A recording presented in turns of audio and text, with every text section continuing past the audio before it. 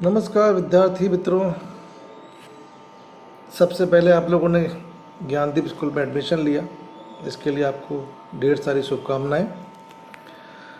मैं प्रदीप द्विवेदी आपको इकोनॉमिक्स और आंकड़ा शास्त्र ये दो विषय पढ़ाने वाला हूं, जिसमें हम आज 11th क्लास अर्थशास्त्र के बारे में चर्चा करेंगे। क्योंकि आप लोग 11वीं में हैं तो सारे विषय आपके लिए नए नए होंगे। ऐसे एक नया विषय अर्थशास्त्र है, पर इसका थोड़ा बहुत अध्ययन आपने 9th और 10th में सामाजिक विज्ञान में किया होगा, जिसमें आर्थिक प्रवृत्तियों के बारे में कुछ थोड़ी बहुत चर्चा वहाँ बताई गई है। हम यहाँ पर एक पूरा एक विषय पढ़ेंगे, अर्थशास्त्र। सबसे पहले तो आपके मन में आया कि अर्थशास्त्र का मतलब क्या है, इसका शब्द का मतलब क्या है, तो हम आज उसी पे आगे बढ़ने वाले हैं। अर्थशास्त्र शब्द जो है उसके मतलब पर चैप्टर 1 अर्थशास्त्र विषय प्रवेश, अंग्रेजी में कहेंगे इकोनॉमिक्स एंड इंट्रोडक्शन, एक परिचय के बारे में हम जानने वाले हैं। अर्थशास्त्र का अर्थ पहले मैं आपको बता दूं अपने हिसाब से, बाद में हम किताबी ज्ञान पे जाते हैं।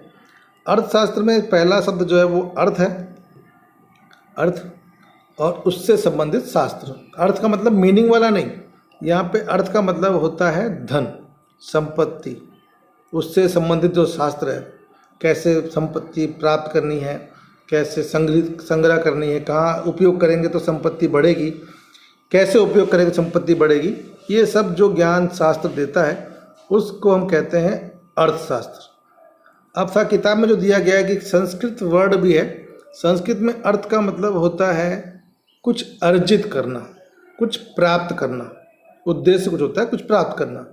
नॉर्मली क्या होता है कि हम सब कि ढेर सारी आवश्यकताएं हैं, इच्छाएं कि हमको मोबाइल चाहिए, हमको अच्छे कपड़े चाहिए, हमको जूते चाहिए, तो हमको ये अपनी इच्छाएं पूरी करने के लिए कुछ काम तो करना पड़ेगा। तो हम जो काम करेंगे उससे हमें क्या मिलेगा, उससे हमें वेतन मिलेगा। उस वेतन से हम क्या करेंगे, उस वेतन से हम अपनी इच्छाओं को पूरा करेंगे, अपनी आवश्यकताओं को पूरा करेंगे। तो ये सब कहीं ना कहीं अर्थशास्त्र के अंतर्गत आता है। आगे बढ़ते हैं, अंग्रेजी में आते हैं। इकोनॉमिक्स, अर्थशास्त्र को अंग्रेजी में कहते हैं इकोनॉमिक्स।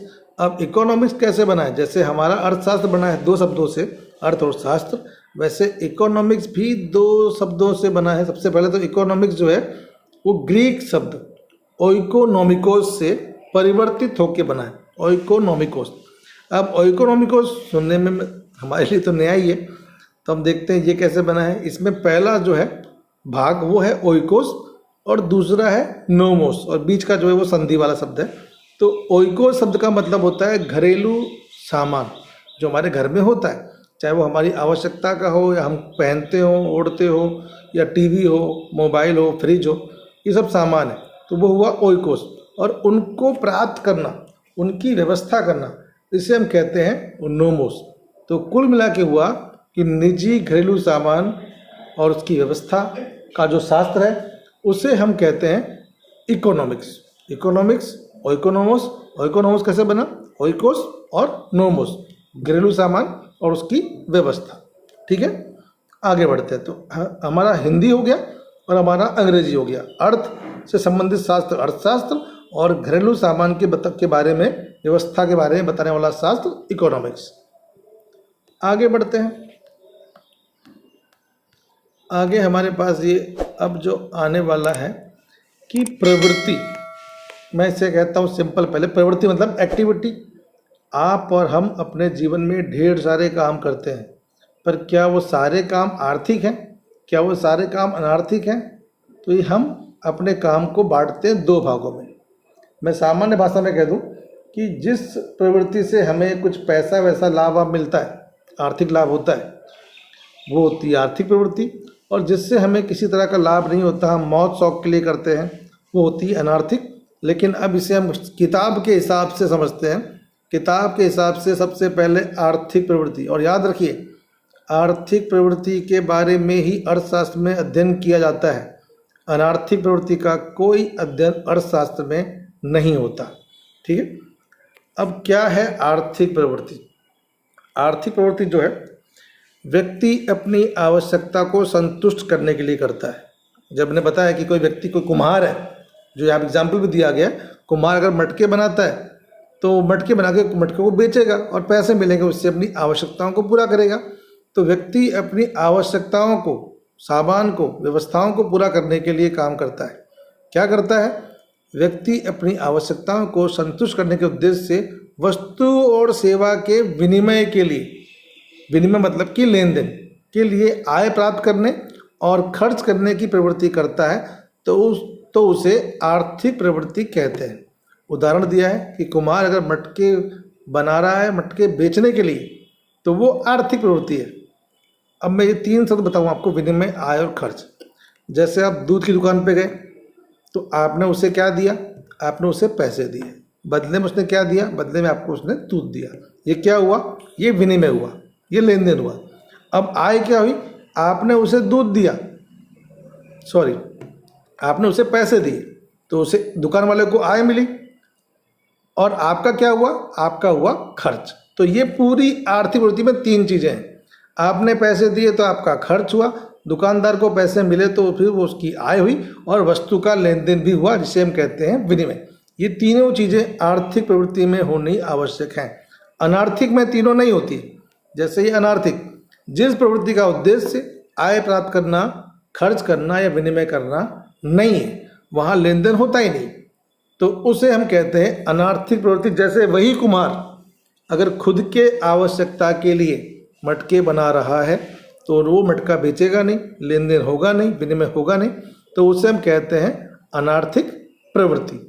तो आर्थिक प्रवृत्ति जिसमें विनिमय होता है, आय और खर्च के उद्देश्य से प्रवृत्ति की जाती है, और अनार्थिक प्रवृत्ति जिसमें किसी भी तरह की आय प्राप्ति, खर्च करना, विनिमय करना नहीं होता। जैसे विराट कोहली आईपीएल में आईपीएल खेल रहा है, पैसे मिल रहे हैं, तो फिर वो आर्थिक प्रवृत्ति है। पर वही विराट कोहली अगर अपने घर पर ऐसे ही प्रैक्टिस मैच खेल रहा है, दोस्तों के साथ खेल रहा है, उसे पैसे नहीं मिल रहे, तो फिर वो कहलाएगी अनार्थिक प्रवृत्ति। काम वही है, पर काम में अगर पैसा जुड़ता है तो आर्थिक है, पैसा नहीं जुड़ता है तो अनार्थिक है। इसमें एक लाइन और आएगी कि कई बार हम लोग पैसा देते तो है, पर सामने लेन देन वस्तु मिलती नहीं है। जैसे कि आपको किसी भिक्षुक पे, किसी भिखारी पे दया आ गई और आपने उसको कुछ पैसे दे दिए, तो बदले में कुछ मिलेगा नहीं, दुआएं मिलेंगी, पर दुआएं अर्थशास्त्र में काउंट नहीं होती। अर्थशास्त्र में दुआओं का कोई मतलब नहीं। पैसा आपने दिया, दुआएं मिली, तो वो आर्थिक प्रवृत्ति नहीं है। दया से, माया से किसी पे स्नेह आ गया, कोई आपके घर में, मतलब दिवाली होली पे कई बार होता है कि कोई हमारे घर पे आ रहा है मेहमान, वो हमें, छोटे बच्चों को पैसे दे के जा रहा है, या हम जा रहे हैं किसी के यहाँ पर पैसे बच्चों को दे के आ रहे हैं, तो वो भी आर्थिक प्रवृत्ति नहीं है।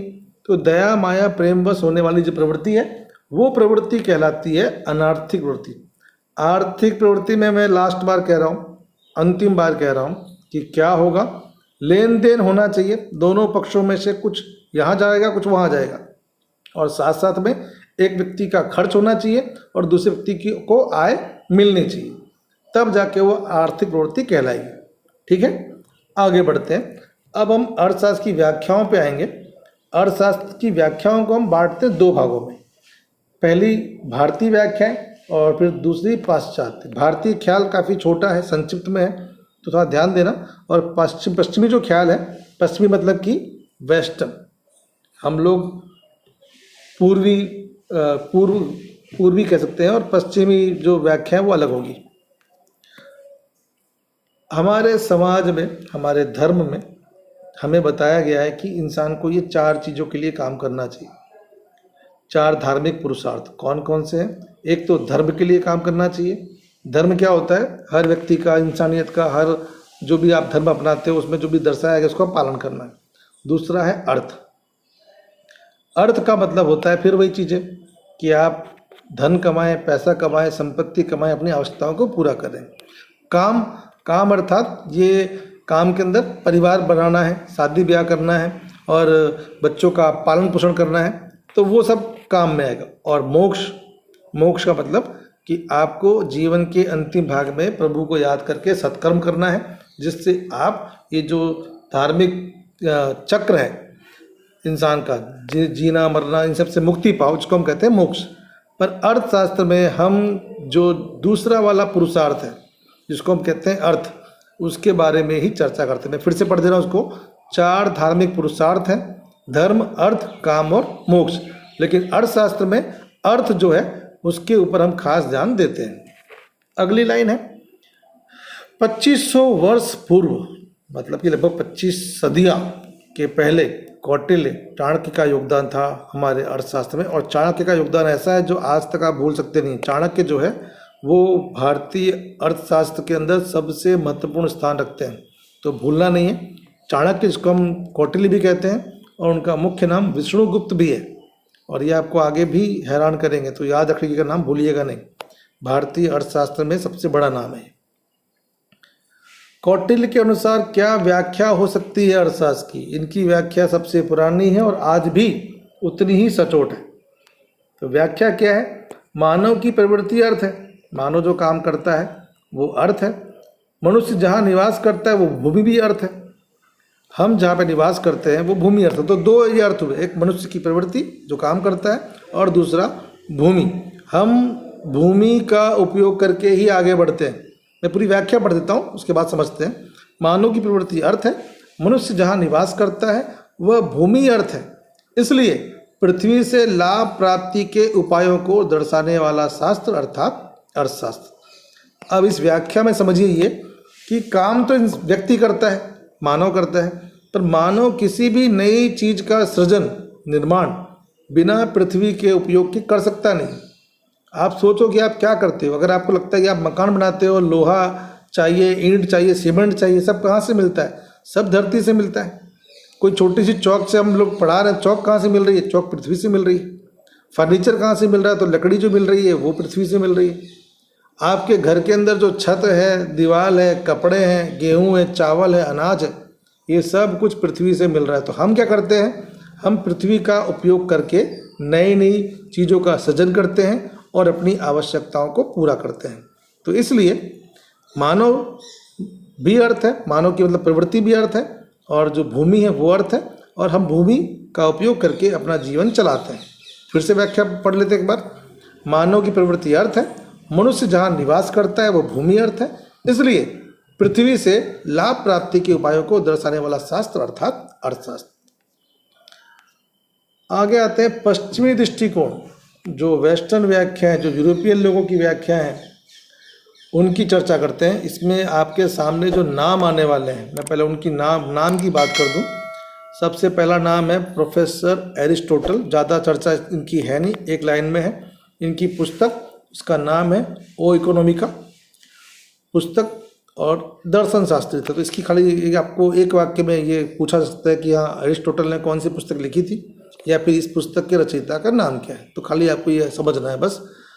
जो महत्वपूर्ण है हम उस पर आते हैं। दूसरा, professor Adam Smith. Adam Smith के हिसाब से अर्थशास्त्र, ये जो मैं लिख रहा हूँ ये मैंने अपने हिसाब से लिखा है, किताब में आपको इतना क्लियर मिलेगा नहीं है समझने के लिए कि एडम स्मिथ के हिसाब से अर्थशास्त्र क्या है। तो एडम स्मिथ के हिसाब से अर्थशास्त्र संपत्ति का शास्त्र है। प्रोफेसर मार्शल के हिसाब से क्या है? प्रोफेसर मार्शल के हिसाब से अर्थशास्त्र सुख प्राप्त करने का और कल्याणलक्षी प्रवृत्तियों को समझाने वाला शास्त्र है।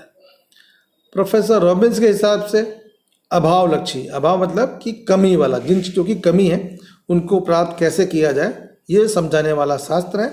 और प्रोफेसर सैमुअल्स के हिसाब से पसंदगी और बंटवारे का। ये सब थोड़े जटिल अभी लगेंगे आपको, जब हम पढ़ लेंगे तब थोड़ा आसानी से आपको समझ में आएंगे। तो हम आगे बढ़ते हैं one by one. Professor Adam Smith, आपको दिख रहा है, मैंने ऊपर लिख दिया है, अर्थशास्त्र के पिता, फादर ऑफ इकोनॉमिक्स, अर्थशास्त्र के पिता। ऐसे ही आंकड़ा शास्त्र में भी आएगा, हम तब उसकी बात करेंगे कि आंकड़ा शास्त्र के पिता कौन है। फिलहाल यहाँ पर अर्थशास्त्र के पिता, father of economics, professor Adam Smith को कहा जाता है। उनके हिसाब से अर्थशास्त्र की व्याख्या उत्पादक श्रम द्वारा उत्पन्न होने वाले, उत्पादक श्रम मतलब कौन? हम और उत्पादन के जो साधन है उनके द्वारा उत्पन्न होने वाले भौतिक संपत्ति के, भौतिक संपत्ति दो तरह की होती है। एक होती है भौतिक, जिसे आप देख सकते हो, छू सकते हो, बेच सकते हो, लेकिन दूसरी होती है अभौतिक। अभौतिक संपत्ति, जैसे कि कोई गायक कलाकार है, सिंगर है, उसका जो गला है, उसकी आवाज़ है, वो उसकी संपत्ति है। कोई डांसर है, उसका डांस उसकी संपत्ति है, लेकिन उसको वो दे सकता नहीं है, बेच सकता नहीं है, अपनी पीढ़ी के नाम कर सकता नहीं है, तो वो अभौतिक में आएगा। तो भौतिक और अभौतिक में अंतर है। एडम स्मिथ संपत्ति की, कौन सी संपत्ति की बात कर रहे हैं? एडम स्मिथ मात्र और मात्र भौतिक संपत्ति के बारे में बात कर रहे हैं। तो फिर से, उत्पादक श्रम द्वारा उत्पन्न होने वाले भौतिक संपत्ति के उत्पादन, उपभोग और विनिमय का अध्ययन करने वाला शास्त्र अर्थात अर्थशास्त्र। तो यहाँ पर ये कहा गया है कि प्रोफेसर एडम स्मिथ जो है, उनके हिसाब से भौतिक संपत्ति प्राप्त करना है, उसका उत्पादन करना है, उसका उपयोग करना है और उसका लेन देन करना है। ये जो शास्त्र बताता है उसको हम कहते हैं अर्थशास्त्र। इनके अर्थशास्त्र को सामाजिक विज्ञान भी कहा जाता है। अब विज्ञान क्यों कहा जाता है? देखिए, विज्ञान क्या है? विज्ञान एक ऐसी चीज़ है जो हर काम के पीछे कारण क्या है, रीज़न क्या है, वो ढूंढता है। जैसे आपने कहानी पढ़ी है वो न्यूटन वाली। न्यूटन जो है, उनके सिर के ऊपर एप्पल सेब गिरा तो उन्होंने सेब खाया नहीं, उन्होंने सोचा कि सेब गिरा क्यों आखिर में नीचे, और उसके बाद उन्होंने ग्रेविटी, गुरुत्वाकर्षण बल जो है उसके बारे में उन्होंने खोज की। ठीक है, तो इस हिसाब से अर्थशास्त्र भी किसी वस्तु की कीमत बढ़ी है, घटी है, क्यों बढ़ी है, बेरोजगारी है तो क्यों बेरोजगारी है, सोने का दाम बढ़ा है तो क्यों बढ़ा है, इन सब का अध्ययन करता है। इसके लिए अर्थशास्त्र जो है वो सामाजिक विज्ञान है, और एडम स्मिथ का जो अर्थशास्त्र है उसे सामाजिक विज्ञान भी कहा जाता है। एडम स्मिथ ने एक पुस्तक भी लिखी, इसका नाम है वेल्थ ऑफ नेशंस, अर्थात राष्ट्रों की संपत्ति। कुल मिलाकर के एडम स्मिथ ने संपत्ति कमाने पर, उसके उत्पादन पर, उसके वितरण पर ज़्यादा जोर दिया है, संपत्ति पर। इसलिए उनका जो शास्त्र है वो संपत्ति का शास्त्र कहा जाता है, जो मैंने पहले बताया था उसके हिसाब से। और इस तरह से एडम स्मिथ जो है उन्हें अर्थशास्त्र का पिता भी कहा जाता है। मोस्ट टाइम पे क्वेश्चन है, 1 नंबर में MCQ में आपको ये पूछा जा सकता है। ठीक है, फिलहाल काफ़ी लंबी स्लाइड हो गई है आपकी, ये काफ़ी लंबा यूट्यूब चल जाएगा। इसके लिए मैं फ़िलहाल यहाँ ख़त्म करता हूँ। इसके बाद इसके पीछे पीछे जो दूसरा पार्ट आएगा हम उसमें बाकी की चर्चा करेंगे। ठीक है, धन्यवाद आज के लिए।